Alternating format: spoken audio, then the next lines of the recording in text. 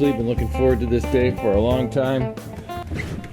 I've been able to pull a Jeep outside and work on it outside, so it's kind of a nice thing.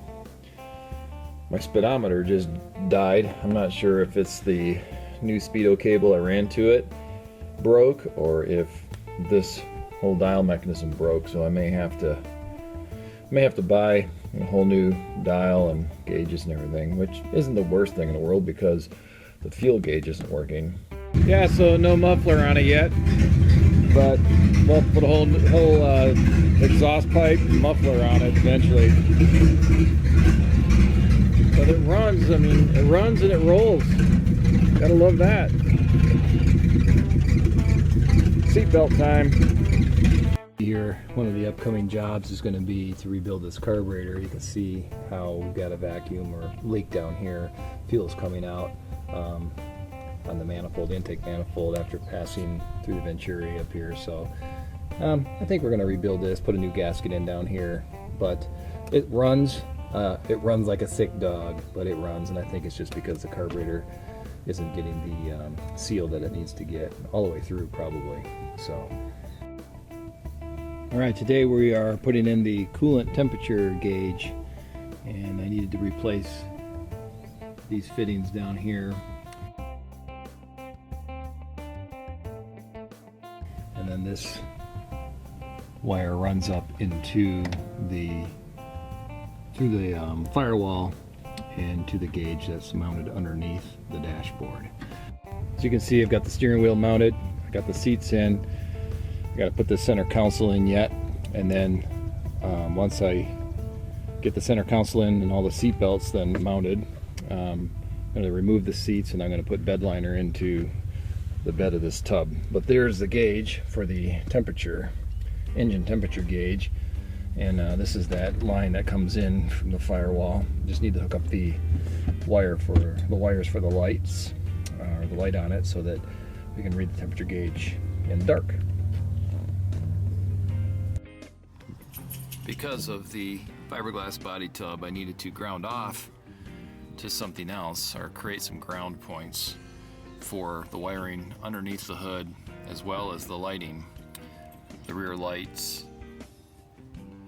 And so as you can see here, this is a ground wire that I ran straight off the negative post of the battery, brought it across, and then over to this, basically this hub where I can plug any kind of wiring into it that I want. And then I ran a little jumper through the firewall here underneath the dash.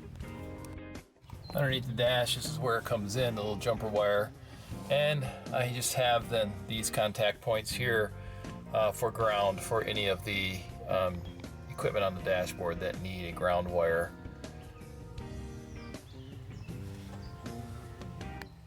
Just makes it easier. Underneath the hood, I also jumped a wire off of the front cowling straight down to the chassis as well. And the reason for that is because these fenders, when they hook up to this front cowling, are not touching the chassis anywhere along here. In fact, the only place where they touch is the fiberglass frame, where it is bolted into the tub.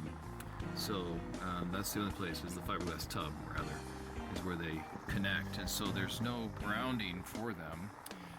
Also because this cowling is got some body mounts right here, and these are rubberized body mounts, so technically it's not grounded at all, which is kind of interesting. So I had to run that round wire to the chassis. Underneath here, the pedals, there's the circuit breaker board, the old circuit breaker style with the glass, and this is the wiring harness that goes to the rear.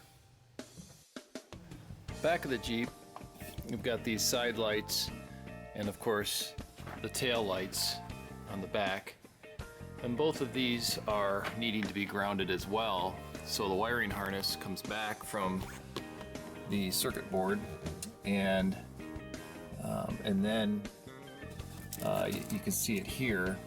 And then what I need to do is I had to actually go off of these posts and run a ground wire right to the chassis. And I did the same on the other side as well.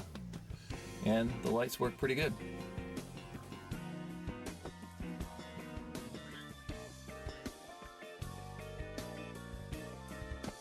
In one of the previous episodes, I showed you these plates that I made. There's one underneath and one on top. They sandwiched together. There were multiple holes in this tub, I think from previous applications. I bought the tub used, and so I reinforced it with these steel plates. And then, like I said, once I got it, the tub kind of mounted and the plates in and the seat belts in, and I actually retrofitted the seats as well. We were able to spray in the bed liner, and so it has bed liner in here. Wanted to do that just for durability's sake, going in and out. Not going to put any kind of carpet in here or anything like that. If it gets muddy, gets wet, I'll just go ahead and hose it out with a pressure washer and be done with it. So the next step here is to mount permanently the seats. Took this roll bar out of the old carcass, which is sitting next to this for now. It's going to be gone here pretty soon, and that was quite the feat. Grind it out of this side and that side, sawzall and angle grinder, and a lot of muscle. But we got it out and cleaned them up. Cleaned up basically the bottoms of them here, where I bolted them into the wheel well and to the side of the vehicle. And then, as you can see up above, I've got the speakers set up. They are outdoor speakers, so that this can sit outside or we can get wet, it doesn't matter. I was able to get the dashboard all hooked up. Got all of the actuators here for the heater, the heat system, so they pull in and out. And of course I had to ground off this, the fan itself has a special ground underneath in the engine compartment, back up in there on the other side of the firewall.